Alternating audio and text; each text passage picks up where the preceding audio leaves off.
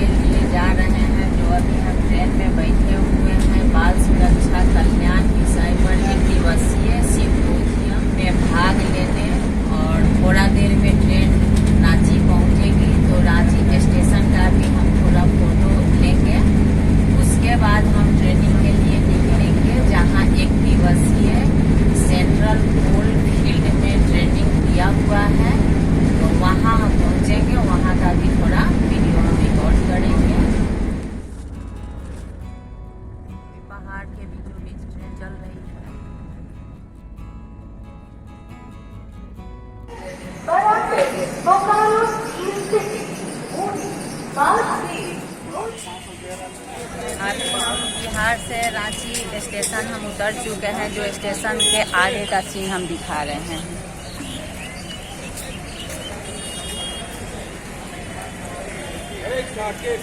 Ranchi station है।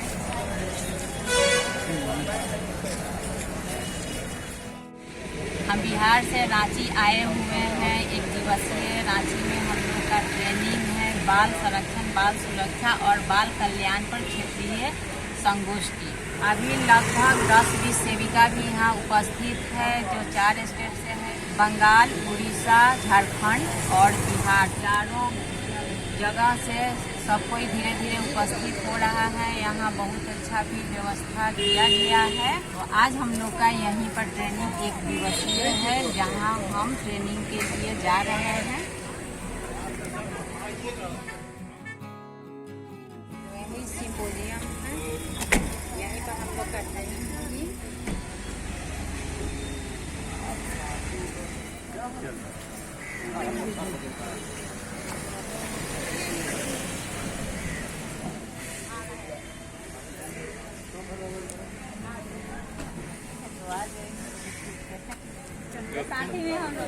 अब हम जा रहे हैं अंदर की तरफ जहाँ सभागार है। हम लोग का एंट्री हो चुका है।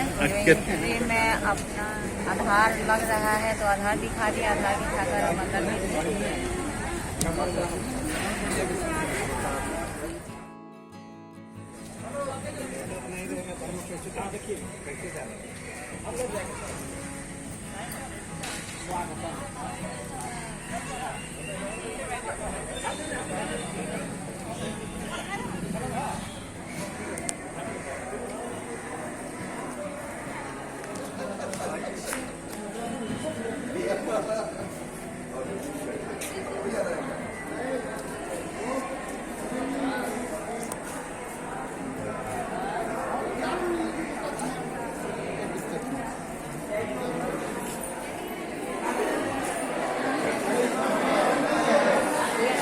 अंदर हम लोग लाइन में खड़े हैं जहाँ रजिस्ट्रेशन हो रहा है। तो रजिस्ट्रेशन के लिए लंबा लाइन लगा हुआ है।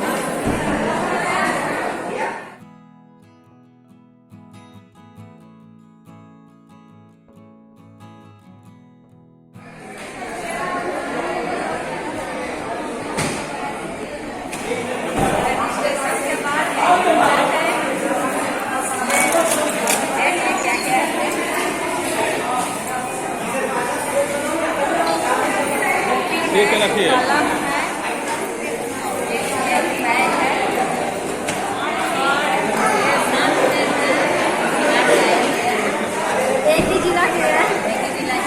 सिम्पोजियम में नाश्ता का भी व्यवस्था है। सारे लोग नाश्ता करके ही क्लासरूम में बैठेंगे।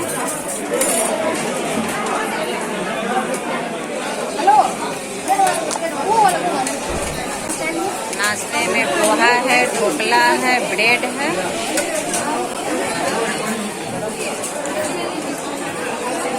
अंदर के लिए एंट्री कर चुके हैं।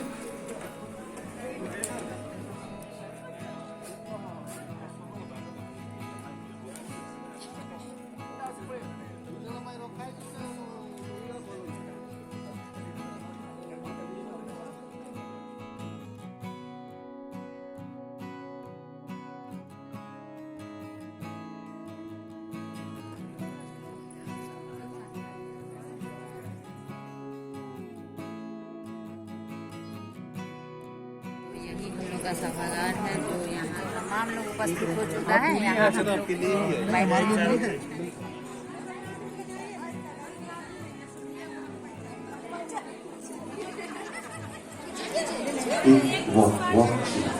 check.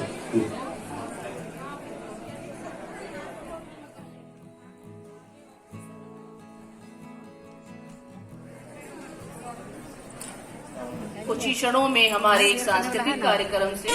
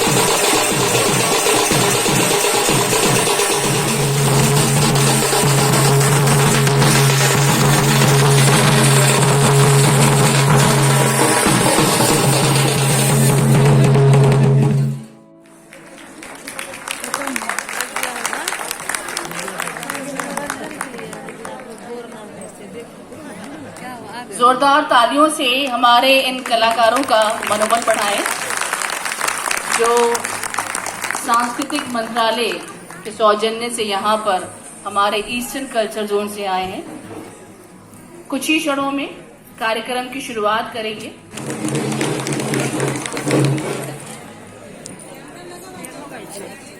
माननीय प्रधानमंत्री जी का मन की बात का सीधा प्रसारण हम सभी लोग यहाँ पर बैठ के देखने के लिए हैं। आध्यात्मिक के साथ ही सांस्कृतिक दृष्टिकोण से भी बहुत महत्व रहा है। सावन के झूले, सावन की मेहंदी, सावन के उत्सव, यानी सावन का मतलब ही आनंद और उल्लास होता है। साथियों, हमारी इस आस्था और इन परंपराओं का एक पक्ष और भी है। हमारे ये पर्व और परंपराएं हमें गतिशील बनाते हैं। सावन में शिव आराधना के लिए कितने ही भक्त कांवड़ यात्रा पर निकलते हैं। सावन की वजह से इन दिनों 12 ज्योतिर्लिंगों में खूब श्रद्धालु पहुंच रहे हैं। आपको ये जानकर भी अच्छा लगेगा कि बनारस पहुंचने वाले लोगों की संख्या भी रिकॉर्ड तोड़ रही है। अब काशी में हर साल 10 करोड़ से भी ज्यादा पर्यटक पहुंच रहे हैं। इससे लाखों गरीबों को रोजगार मिल रहा है, उनका जीवन यापन हो रहा है। ये सब हमारे सांस्कृतिक जन जागरण का परिणाम है। इसके दर्शन के लिए अब तो पूरी दुनिया से लोग हमारे तीर्थों में आ रहे हैं। मुझे ऐसे ही 2 अमेरिकन दोस्तों के बारे में पता चला है जो कैलिफोर्निया से यहाँ अमरनाथ यात्रा करने आए थे। इन विदेशी मेहमानों ने अमरनाथ यात्रा से जुड़े स्वामी विवेकानंद के अनुभवों के बारे में कहीं सुना था। उससे उन्हें इतनी प्रेरणा मिली कि खुद भी अमरनाथ यात्रा करने आ गए। शार्लोट शोपा एक योगा प्रैक्टिशनर है, योगा टीचर है और उनकी उम्र 100 साल से भी ज्यादा है। वो सेंचुरी पार कर चुकी है। वो पिछले 40 साल से योग प्रैक्टिस कर रही है। वो अपने स्वास्थ्य और 100 साल की इस आयु का श्रेय योग को ही देती है। वो दुनिया में भारत के योग विज्ञान और इसकी ताकत का एक प्रमुख चेहरा बन गई है।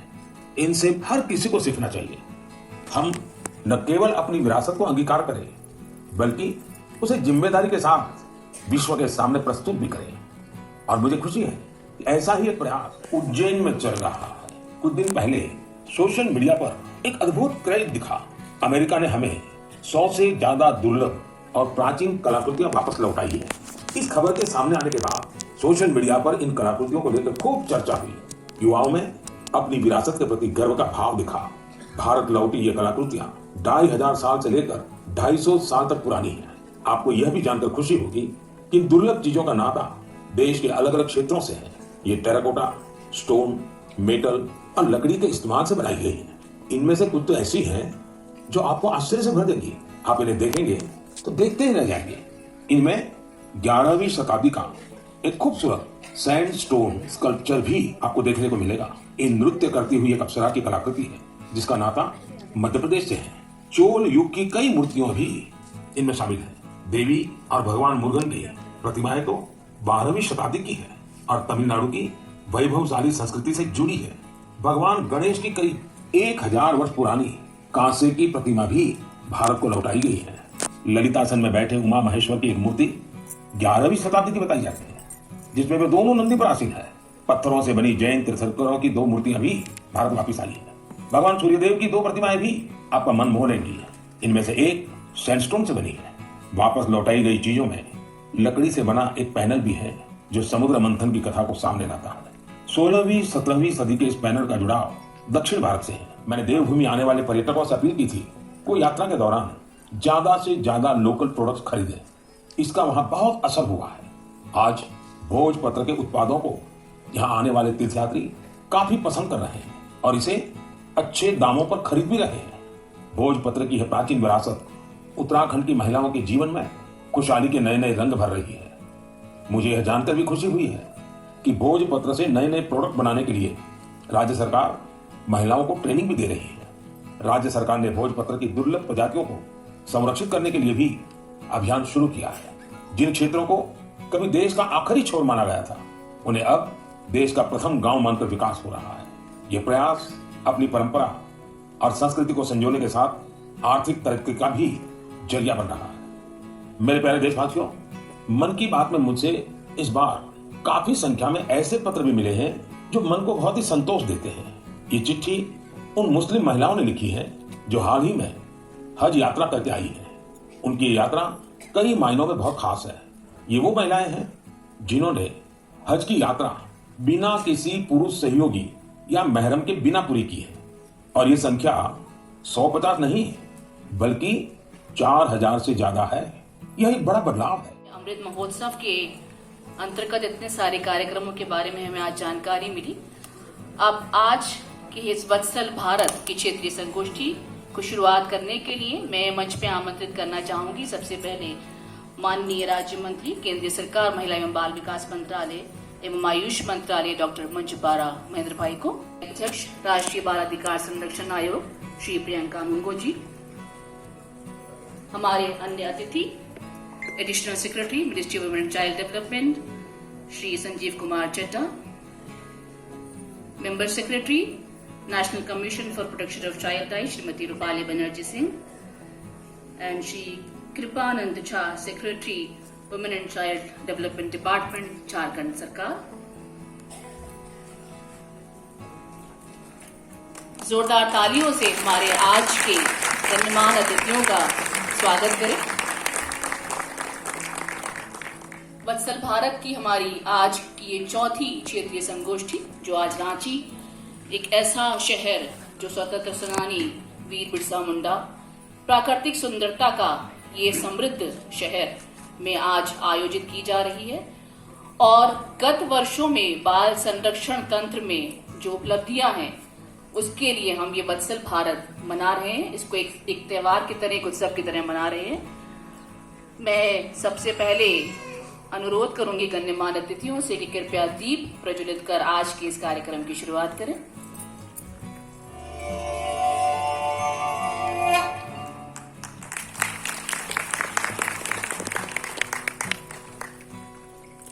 बहुत बहुत धन्यवाद।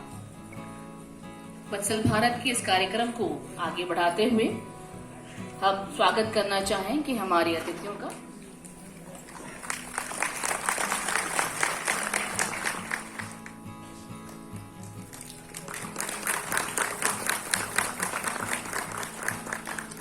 बहुत बहुत धन्यवाद मैम।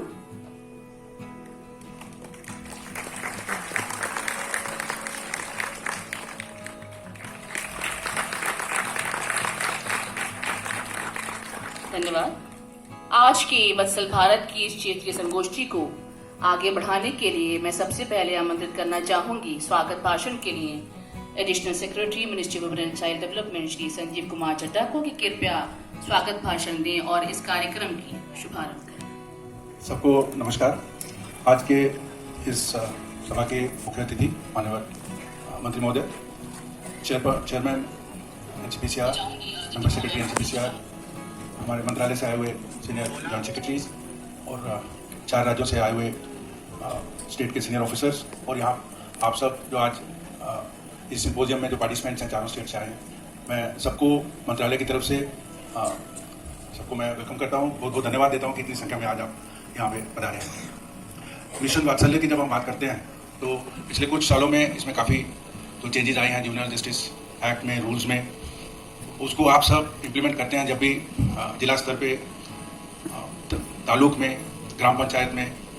तो आप सब जो हैं हमारे मिशन वात्सल्य की स्ट्रेंथ है, शक्ति हैं। और माननीय मंत्री महोदय जब आज नहीं आ पाई, वो हमेशा ये कहती हैं कि हमारे जो मिशन वात्सल्य के फुट सोल्जर्स हैं उनको कहीं भी हम लोग टीवी में, सोशल मीडिया में कहीं भी नहीं देखते हैं। और इसलिए मंत्रालय की तरफ से सभी रीजन्स में जाके आप सबका धन्यवाद और आभार प्रकट करने के लिए, अप्रिसिएशन करने के लिए इस तरह के सिम्पोजियम आप ऑर्गेनाइज करते हैं। मैं मंत्रालय की तरफ से, माननीय मंत्री महोदय की तरफ से, सबकी तरफ से आप सबका धन्यवाद देता हूँ कि आप जी जान से लग के जो ज़मीनी स्तर पर जुवेनाइल जस्टिस एक्ट हो, रूल्स हो, और जो भी हमारे डिस्ट्रिक्ट लेवल पे जो स्ट्रक्चर्स हैं, चाइल्ड वेलफेयर कमेटीज़ हैं, DCPUs हैं, सब जगह में आप लोग पूरी निष्ठा के साथ काम कर रहे हैं और आने वाली पीढ़ी देश की अच्छी हो उसके लिए अपना योगदान दे रहे हैं। जैसे कि आप जानते हैं कि जो चेंजेस हुई हैं उससे बहुत सुविधा हुई है। जो पहले परेशानी होती थी, अब डिसीजन मेकिंग जो है डिसेंट्रलाइज की गई है। जिला स्तर पे जिलाधिकारी को हमने डेलीगेशन दिया कि सो दैट वो इस पर डिसीजन ले सकें। रजिस्ट्रेशन से लेके CCIs का रजिस्ट्रेशन से लेके और जो उनकी मैनेजमेंट के जो डिफरेंट डिसीजन हैं उसको डेलीगेट करने से हमने देखा है कि काफ़ी इससे सुविधा है। चाइल्ड अडॉप्शन के क्षेत्र में भी जो पहले कोर्ट्स के चक्कर काटने पड़ते थे, अब पूरे प्रोसेस को सरलीकरण किया गया है और कैसे जल्दी से हो पाए और ट्रांसपेरेंसी मेंटेन हो उसके लिए, और जिलाधिकारी को उसका जो अडॉप्शन सर्टिफिकेट इशू करने का जो डेलीगेशन दिया गया उससे भी बहुत जमीन पे हम देख रहे हैं बहुत उसका फायदा हुआ है। चाइल्ड हेल्पलाइन अभी सभी राज्यों में हमारे सीनियर ऑफिसर्स आए हैं बिहार से, वो भी अपना जो एक्सपीरियंस शेयरिंग करेंगे आगे। इसको जो हम इंटीग्रेट कर रहे हैं 112 के साथ, तो वो कार्यक्रम जो है मैं आपको अनुरोध करूंगा कि सब जिलों में उसको अच्छे से इंटीग्रेट करें, सो दैट जो चाइल्ड हेल्पलाइन की एफिशिएंसी है वो और बढ़े और कम से कम समय में हम जो मदद है वो अपनी पहुंचा सकें।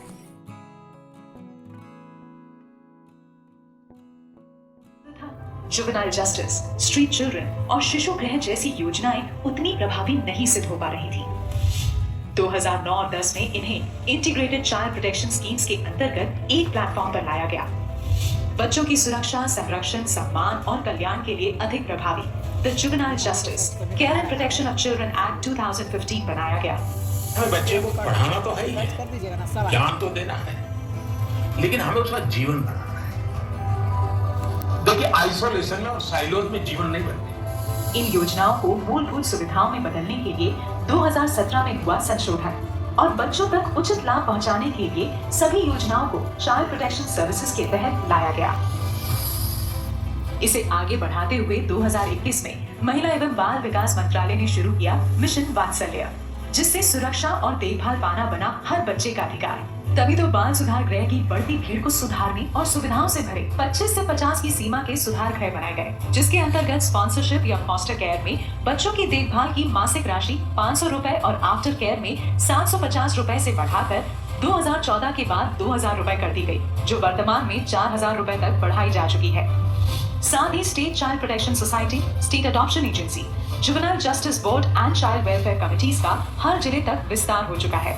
सभी सुविधाओं को एक छत के नीचे सुलभ करवाने के लिए वात्सल्य सदन का निर्माण हुआ, जबकि वयस्क हो रहे बच्चों की देखभाल, पालन पोषण के लिए, उन्हें गोद लेने के लिए, उन्हें आत्मनिर्भर बनाने के लिए निजी प्रयोजन का प्रावधान भी किया गया है। हर जिले में स्पॉन्सरशिप और फॉस्टर केयर अप्रूवल कमेटी का गठन हुआ और बाल आश्रयों में कंस्ट्रक्शन ग्रांट 87,45,000 रुपए से बढ़ाकर 1,35,00,000 रुपए कर दी गई। साथ ही बच्चों की देखभाल कर रही संस्थाओं का मूल्यांकन शुरू हुआ है। इसके साथ ही 2014 के बाद बच्चों के लिए बड़े बदलाव देखने को मिल रहे हैं, जो पहले सोचा ही नहीं गया। मिशन वात्सल्य पोर्टल।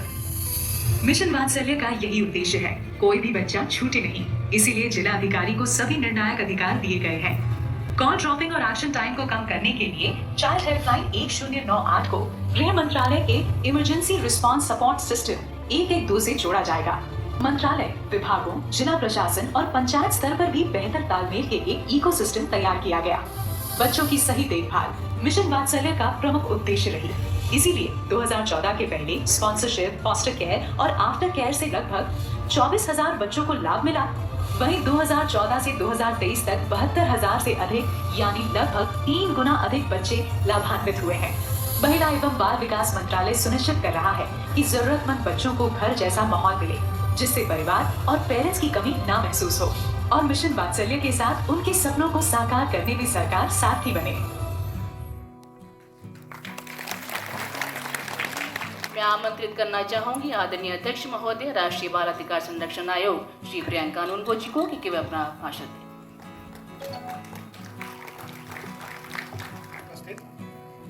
झारखंड, पश्चिम बंगाल, उड़ीसा और बिहार राज्य से पधारे हुए सभी प्रतिभागियों के बीच विशेष रूप से उपस्थित हमारे आदरणीय केंद्रीय महिला एवं बाल विकास तथा आयुष विभाग के राज्य मंत्री माननीय डॉक्टर मुंशपारा महेंद्र भाई, महिला एवं बाल विकास मंत्रालय के अपर सचिव आदरणीय श्री संजीव चड्ढा जी, झारखंड राज्य बाल अधिकार संरक्षण आयोग की माननीय अध्यक्ष बहन काजल यादव जी, यहाँ उपस्थित राष्ट्रीय बाल अधिकार संरक्षण आयोग की सदस्य सचिव श्रीमती रूपाली बनर्जी सिंह जी, यहाँ उपस्थित महिला एवं बाल विकास मंत्रालय के संयुक्त सचिव द्वय आदरणीय इंदिरा मल्लू जी एवं तृप्ति गुरा जी, यहाँ उपस्थित महिला एवं बाल विकास मंत्रालय भारत सरकार के विभिन्न अधिकारीगण, यहाँ उपस्थित महिला एवं बाल विकास विभाग झारखंड सरकार के विभिन्न अधिकारीगण, राष्ट्रीय बाल अधिकार संरक्षण आयोग से यहाँ आए समस्त अधिकारीगण, विभिन्न राज्य बाल आयोगों के माननीय सदस्यगण, यहाँ उपस्थित बाल कल्याण समितियों के माननीय सदस्य एवं अध्यक्षगण, आंगनबाड़ी की कार्यकर्ता बहनें, समाजसेवी संस्थानों के प्रतिनिधि, राष्ट्रीय बाल अधिकार संरक्षण आयोग में मेरी साथी सदस्य श्रीमती प्रीति भरद्वाज जी, मैं सभी का राष्ट्रीय बाल अधिकार संरक्षण आयोग की ओर से इस वत्सल भारत आयोजन में अभिनंदन करता हूं, स्वागत करता हूं। इस अमृत काल से जब हम देश की स्वतंत्रता के शताब्दी वर्ष की ओर जाएंगे, तो आज जो बच्चे हैं वो इस देश को आगे लेकर के जाएं। इस देश को आगे ले जाने वाले कंधे मजबूत हो, ये सुनिश्चित करने का काम आप लोग करते हैं। इसलिए वत्सल भारत कार्यक्रम आपके प्रति आभार प्रदर्शन का और आपके अभिनंदन का भी अवसर है। साथियों, पिछले 9 सालों में भारत सरकार ने जो महत्वपूर्ण काम माननीय प्रधानमंत्री श्री नरेंद्र मोदी जी के मार्गदर्शन में केंद्रीय महिला एवं बाल विकास मंत्री श्रीमती स्मृति जुबिन ईरानी जी के नेतृत्व में किए हैं, मैं उनके बारे में यहाँ पे चर्चा करूंगा।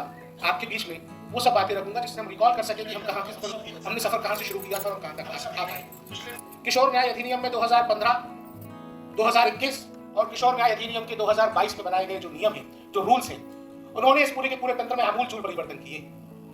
हम सभी यहाँ पर बैठे हुए इस बात के साक्षी हैं कि जब social investigation report, individual care plan हर एक बच्चे का बनना आवश्यक हुआ, जब जुवेनाइल जस्टिस एक्ट में इसकी मॉनिटरिंग की, इसकी निगरानी की, उसकी क्रियान्वयन की सारी दायित्व जो है वो जिले के कलेक्टर के पास आया, तब हम सभी ने ये देखा, जो भी आईसीपीएस में, डिस्ट्रिक्ट चाइल्ड प्रोटेक्शन यूनिट में, मिशन वात्सल्य में काम करने वाले जमीनी लोग हैं, प्रोबेशन ऑफिसर्स हैं, काउंसलर्स हैं, डिस्ट्रिक्ट चाइल्ड प्रोटेक्शन ऑफिसर्स हैं, वो मेरी इस बात से डेफिनेटली सहमति रखते होंगे कि मंथली टीएल की बैठक में, टीएल की निगरानी की बैठकों में आप लोगों को अधिक सम्मान से बुलाया और पूछा जाने लगा।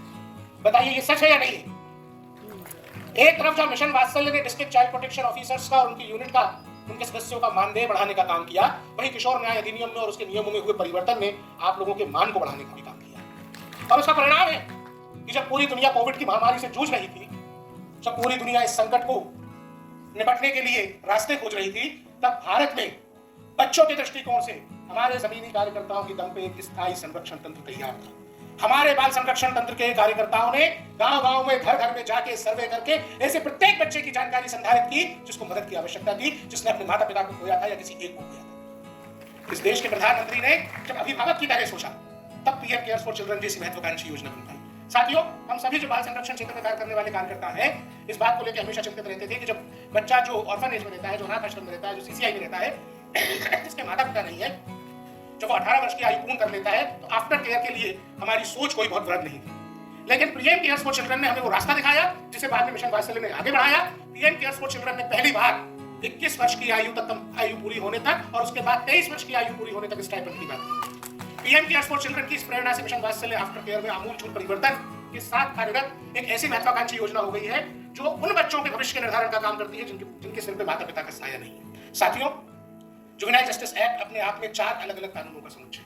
हम विदेशों के कानूनों की तरफ देखते हैं, हम दुनिया भर की बेस्ट प्रैक्टिसेस की तरफ देखते हैं, तो हमको पता चलता है कि भारत में किशोर न्याय अधिनियम अपने आप में एक ऐसा कानून है जो न केवल उन बच्चों की बात करता है जिनको मदद एवं देखभाल की जरूरत है, उन बच्चों के रिहेबिलिटेशन की भी प्रक्रिया निर्धारित करता है जो किसी कारण विधि बाधित हुए हैं। ये कानून उन बाल गृह की, उन देखरेख संस्थानों के रेगुलेशन की भी बात करता है जहां बच्चों को रखा जाता है, और एडॉप्शन की भी पूरी प्रक्रिया को निर्धारित करने का काम एक ही कानून करता है। इतना बड़ा कानून भारत जैसे देश में ही ये संभव है कि हम सब मिलकर के इस कानून के इम्प्लीमेंटेशन में बहुत बेहतरीन ढंग से काम करते हैं, जिसका परिणाम है कि आज एडॉप्शन की प्रक्रिया आसान हुई है। सोचिए जरा, ये कितना कठिन काम था जो माननीय मंत्री श्रीमती स्मृति जुबिन ईरानी जी की इच्छा शक्ति से संभव हो सका। यहाँ जो अभिभावक बैठे हुए हैं जिन्होंने बच्चों को गोद लेने की प्रक्रिया में सरलता का लाभ उठाया, वो आज अपने अनुभवों के माध्यम से आपको बता पाएंगे कि किस प्रकार कोर्ट के कचहरी के झंझटों से मुक्ति दिलाकर पीएम के माध्यम से आदेश देने का जो काम किया है, उससे उन बच्चों को और उन माँ बाप को, दोनों को कितना लाभ हुआ है जो एक दूसरे को मिलकर एक परिवार के निर्माण की तरफ आगे बढ़ना चाहिए। प्रधानमंत्री का साफ साफ कहना है कि जिस समस्या के लिए कानून है, जिस समस्या के लिए तंत्र है, उस तंत्र को उस काम में लगा देना होगा। और आप सभी ने